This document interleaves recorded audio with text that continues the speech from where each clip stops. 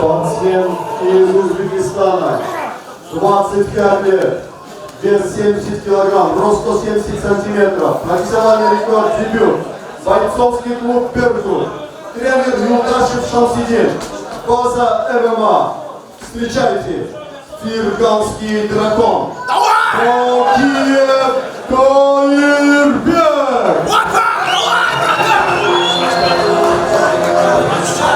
Спортсмен из Кыргызстана, 22 года, вес 70 килограмм, рост 180 сантиметров, профессиональный рекорд, дебют, бойцовский клуб «Сюрюкту», тренер Мурасатов Ислам, база ММА.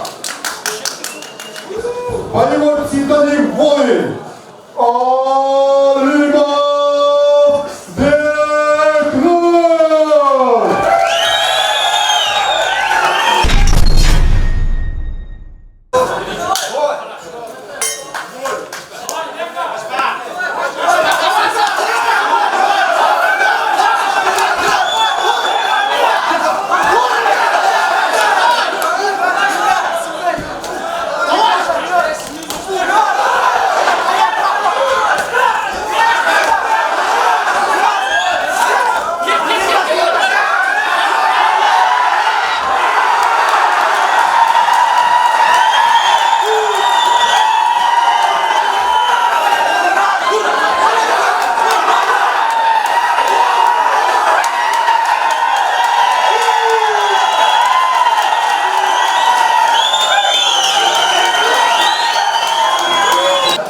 Рекорд сегодняшнего чемпионата на 38 секунде.